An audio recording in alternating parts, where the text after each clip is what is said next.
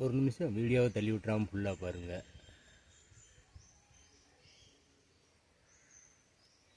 ஏன் இந்த பதிவுன்னா, இயற்கைக்காக உள்ளே இருக்குது பாருங்கள். இது வந்து ஆலமரத்தோட வேரோ விழுத சொல்லுவாங்க, ஆனால் வேர்னு தான் சொல்லுவாங்க. விழுது வந்து தரையில் ஊண்டி அது வந்து வேறாக மாறும். அதான் இப்போ பார்த்துட்ருக்கீங்க. இந்த மரம் வந்து இறந்துருச்சு, பட்டு போயிடுச்சு. பட்டு போய் இறந்துருச்சு, ஃபுல்லாக பட்டுருச்சு. ஆனால் இதோட வேர் ஊண்டி விழுதாகி ஊண்டி ஃபுல்லு இது வந்து எப்படின்னா, இந்த மரமே இறந்து போயிடுச்சு ஃபுல்லாக. பார்த்துக்கோங்க, பட்டை மரம் தான், ஆனால் இது வேர் ஊண்டி போய் ஃபுல்லாகவே இதாகிடுச்சு. பேக் சைடில் இருக்குது, நான் ஃபுல்லாக காட்டுறேன். இதோட விழுது, அந்த விழுது தெரியுதுங்களா, அதான் விழுது, அதான் விழுது. அது வந்து கீழே ஊண்டி மரமாகி அப்புறம் பெரிய மரமாகிருக்கு. இதில் போய் பாருங்கள், இதில் சின்ன இதாக போகும். இதோட விழுது தான் அது. இந்த மரத்தோட விழுது தான் இதுவும் இதுவும், இதுவும் இதுவும் விழுது ஊண்டி தான் மரமாகி இருக்கு. நாங்கள் சின்ன வயசில் இருக்கிறப்போ இந்த மரத்தை தான் நாங்கள் ரொம்ப விரும்பி ஏறி இதில் ஓடி விளையாடுவோம். இந்த மரம் ஒன்று, அதோ அங்கே ஒன்று இருக்குது பாருங்கள், அது ஒன்று. அதுதான் இருக்குதுலே ரொம்ப பழமையான மரம். இதுவும் அதுக்கு மூத்த மரம்.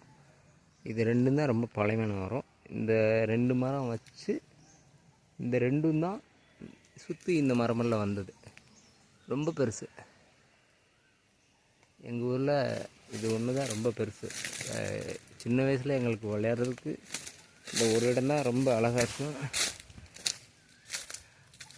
அவ்வளோ ஒரு ஜாலியாக இருக்கும் இங்கே விளையாடுறதுக்கு. எங்கேருந்து பார்த்தாலும் எங்கள் மரம் அவ்வளோ அழகாக நல்லா பெருசாக தெரியும். பாருங்கள், ஆலமரத்துக்கு ஏன் முக்கியத்துவம் கொடுக்குறாங்கன்னா, ரொம்ப வருஷத்துக்கு இருக்கும். இது வந்து எங்கள் அப்பாவோட தலைமுறையில் இருந்து இப்போ என்னோடய தலைமுறைக்கு இருந்து இப்போ அழிஞ்சிட்டு வருது. அழிஞ்சிட்டு வருதுன்னா, ஒரு சில ஆள் இதை வந்து வெட்டிட்டாங்க. எங்கள் இடத்துக்குள்ளே வருது, உங்கள் இடத்துக்குள்ளே வருதுன்ட்டு. அது வெட்ட ஆரம்பித்ததுலேருந்து அதுக்கப்புறம் காற்றடிச்சு இலையோட அந்த பிடிமானம் தன்மை இழந்து உடஞ்சி முறிஞ்சு கீழே விழுந்தது தான் காற்றுக்கு. இந்த சைடெல்லாம் இதெல்லாம் அதோட விழுது தான். இன்னும் பக்கத்தில் போகிறேன்.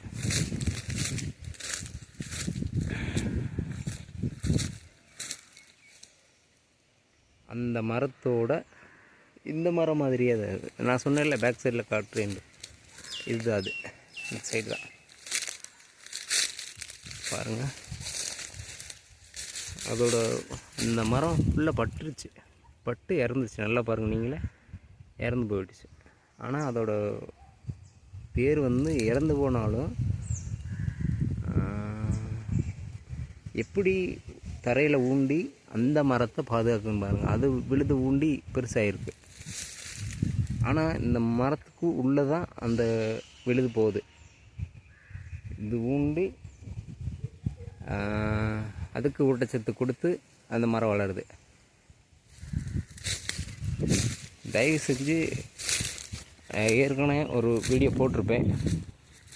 வீடுகளில் இந்த மாதிரி மரங்கள் முளைச்சா அதை ஒரு கொஞ்சம் அவுட்டரில் நீர் இருப்பு பகுதி, முடிஞ்ச அளவு தண்ணி ஊற்றி வளர்க்குற மாதிரி பகுதியில் விவசாயத்துக்கு கொஞ்சம் தொந்தரவு இல்லாமல் ஒதுக்குப்புறமாக ஊண்டி வச்சிட்டிங்கன்னா வளர்ந்துக்கிறோம். அது வளர்ந்துக்கிறோம்.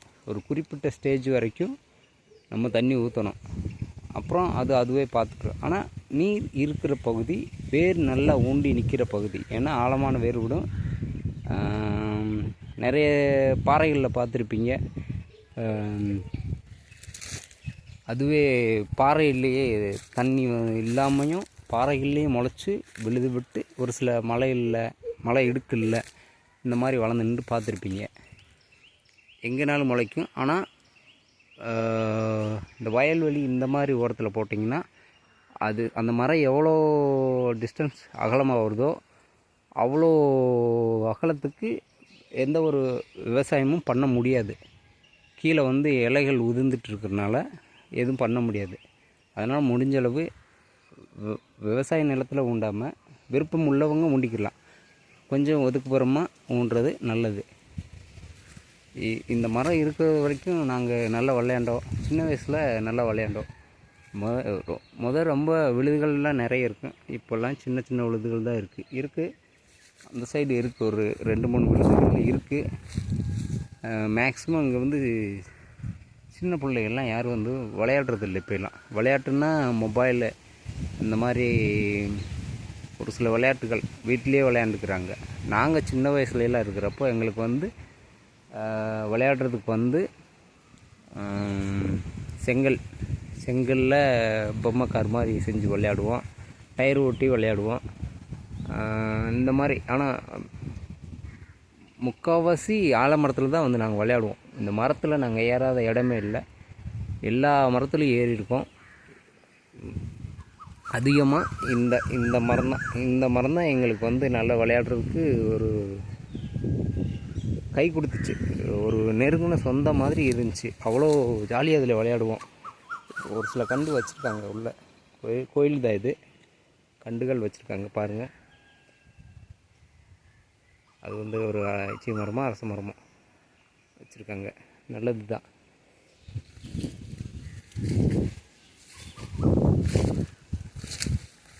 பெரிய மரங்களை மட்டும் தயவு செய்து வெட்டாதீங்க.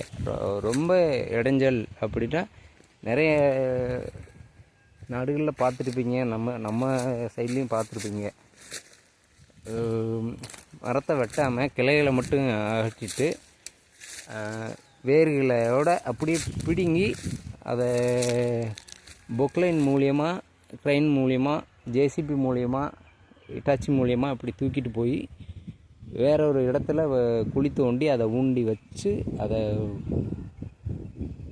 சாகடிக்காமல் மறுபடியும் அதை பிழைக்க வச்சுருவாங்க. அந்த மாதிரி முடிஞ்சளவு பண்ணுங்க.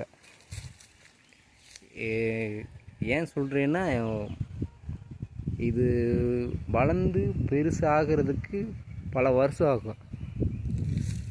இந்த கண்டெல்லாம் இப்போ தான் ஊண்டியிருக்காங்க. ஆலங்கண்டு தான் இது. ஆலங்கண்டு தான் இது. முளைச்சி வர எத்தனை வருஷம் ஆகும் தெரியுமா? அதனால தான் சொல்கிறேன், பெரிய மரங்களை முடிஞ்சளவு வெட்டாதீங்க, பாதுகாத்துக்குங்க. இந்த மரத்துலேருந்து போய் இப்படி இப்படித்தான் வந்துச்சு. இப்படி போய் இப்படி இந்த கம்பு இருக்குல்ல மேலே, இது தான் ஊண்டுச்சு. ஆனால் இது இப்போ மரம் சைடு கிளையெல்லாம் காற்றடிச்சு முறிஞ்சு விழுந்துருச்சு. ஆனால் இந்த மரம் இருக்குது. ஃபஸ்ட்டு இந்த கிளை முறிஞ்சு, அடுத்து செகண்ட் அந்த கிளை முறிஞ்சு இந்த மரத்துக்கும் ஜாயிண்ட் இருந்துச்சு, இந்த மரத்துக்கும் ஜாயிண்ட் இருந்துச்சு. இப்படி நாங்கள் இப்படி ஏறிக்கு போய்க்கலாம், இப்படி வந்துக்கலாம். ஆனால் சின்ன கிளை தான் இருந்துச்சு. இதில் வரமாட்டோம் அவ்வளோ சீக்கிரம். பயந்து வருவோம். இந்த இதுலேருந்து இந்த மரத்துக்கு நாங்கள் தாவிக்கலாம். அப்படி இருந்துச்சு. இங்கே இந்த மரம் இந்த சைடும் போச்சு. இந்த இடம் ஃபுல்லாகவே மரமாக தான் இருந்துச்சு. என்னைக்கு நாங்கள் இங்கே எங்களோட ஜென்ரேஷன் 90s கிட்ஸ், எங்களோட ஜென்ரேஷன் இருக்கிற வரைக்கும் இங்கே நாங்கள் நல்லா விளையாண்டோம். விளையாடுறது வரைக்கும் இதில் ஒரு மரக்கிளை கூட முறிஞ்சு விழுந்து நாங்கள் பார்த்ததில்ல. நாங்கள் ஏறி விளையாடுறது வரைக்கும் இந்த மரம் இருந்துச்சு. என்றைக்கு நாங்கள் ஏறி விளையாடாமல் வேலைக்கு போய் இப்படி எங்கள் விளையாட்டை தொலைச்சி செல்ஃபோன் வந்ததுலேருந்து செல்ஃபோன்லேயே உட்காந்துடுறோம்ல, அதனால் வேலைக்கு போயிட்டு சூழ்நிலைனால நம்ம விளையாடாமல் போயிட முடியும். வயசு கொஞ்சம் மாறும்ல, அதனால் விளையாடாமல் போக முடியும். அதனால் எங்களால் இந்த விளையாட்டு விளையாடாமல் வேறு ஜென்ரேஷன் விளையாடவும் தவிர்த்துட்டாங்க, விளையாட விரும்பலை. அதனால் இந்த மரம் அப்படியே பராமரிப்பும் போச்சு. யாரும் ஏறி விளையாடாதனால அவ்வளோதான். அதுக்கு எப்படின்னா தனிமையில் விட்ட மாதிரி ஆகிருச்சு. எனக்கு அந்த ஒரு காரணம்தான் தெரியுது. இந்த மரத்துல எல்லாம் நான் சின்ன வயசில் நிறைய டைம் ரொம்ப ஸ்பீடாகிடுவோம். இதில் இப்படி தொட்டு விளையாட்டு தெரியுமா? தொட்டு விளையாட்டுன்னுவாங்க. ஒளிஞ்சு மறைஞ்சு இதில் விளையாட முடியாது. தொட்டு விளையாட்டு தான் அதிகம். கோயில் மணி இருக்கும், பெல் அடிச்சுட்டு ஓடியாந்து மேலே ஏறணும், தொட்டு விளையாடுவோம். இங்கிட்டு ஏறி தொட வந்தால் அங்கிட்டு விழுதில் இறங்கிடுவோம், அங்கிட்டு ஏறி வந்தால் அங்கிட்டு ஒரு விழுதில் இறங்கிடுவோம், உச்சிக்கு போவோம், இன்னொரு உச்சிக்கு போவோம், அடுத்து பக்கத்தில் இருக்க விழுதில் ஏறிட்டு ஆனால் தரையில் இறங்காமல் விளையாடுவோம். தரையில் இறங்கக்கூடாது, தரையில் இறங்காமல் முடிஞ்ச அளவு விளையாடுவோம். அவ்வளோ அழகாக இருக்கும் இங்கே விளையாடுறதுக்கு. ஆனால் இப்போது யாரும் விளையாடாதனால உடஞ்சி டெய்லி வேலைக்கு போயிட்டு வர்றப்போ ஊருக்கு வர்றப்போ போயிட்டு பார்த்துக்கிட்டே தான் போவோம். விளையாடாமல் போனதுனால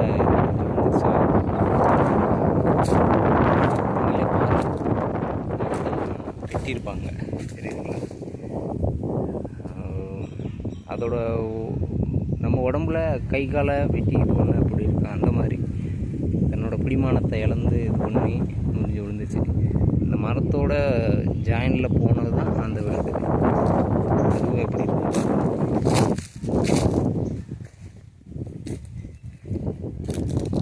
இதுதான். அந்த கிளை முறிஞ்சு விழுந்து கிடக்குங்களா, இதோட ஜாயின் தான். அப்படியே வந்து அந்த கிளை அந்த முடிஞ்ச இடம் இதான். அந்த கிளை தான் இந்த மரம். என்ன செய்வாங்க இந்த இடத்துக்காரங்க, எங்களுக்கு வந்து நெல் விளைய விட மாட்டேங்குன்னு சொல்லிட்டு இந்த மரத்தை ஏதாவது வெட்டி விட்டுருவாங்க. இப்படி ஏதாவது பண்ணிடுவாங்க. அது நம்மளும் தடுக்க முடியாதானே. மரம் போகிற மரத்தை வெட்டணும்னா திரும்ப அது முளைக்க தான் செய்யும். அவங்க ஏதாவது அதை பண்ண, நாங்கள் ஏதாவது அதை பண்ண, நிறைய பேர் வந்து இப்போ பதிவு பண்ணுவாங்க, மரங்களை வெட்டாதீங்க, முடிஞ்சளவு பாதுகாத்துங்க அப்படின்னு சொல்லுவாங்க. அதை யாரும் நிறைய பேர் புரிஞ்சுக்கிறதே இல்லை. மரம் தானே அப்படின்னு. பூமியில் மரம் சுத்தமாக இல்லாமல் போயிடுச்சுன்னா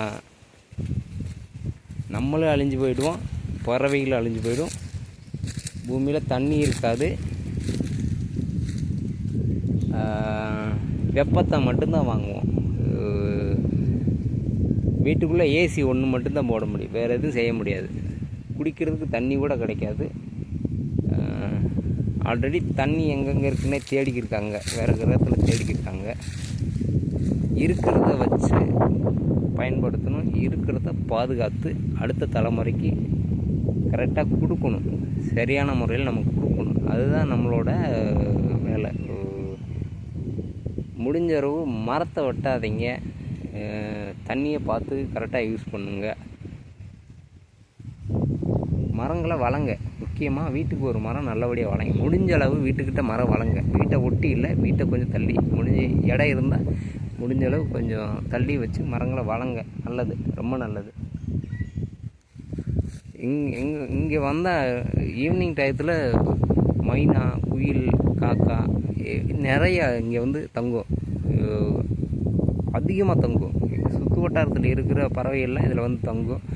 அதுலேயும் இந்த சீசன் டைம் அந்த பழங்கள், ஆலம்பழம் அது விடுறப்ப, அந்த பழம் வந்தப்போ எக்கச்சக்கமான மைனாக்களோட சவுண்டு இங்கே அதிகமாக கேட்கும். அவ்வளோ இதாக இருக்கும், அந்த சவுண்டு கேட்குறதுக்கு அவ்வளோ இதாக இருக்கும். அது ஈவினிங் டயத்துல எல்லாம் அது வந்து இங்கே தங்க வந்ததுக்கப்புறம் ரொம்ப சவுண்டு கேட்கும். இங்கேயே பழம் சாப்பிட்ரும், இங்கேயே ஜாலியாக இருக்கும், இங்கேயே அப்படியே தங்கிடும்.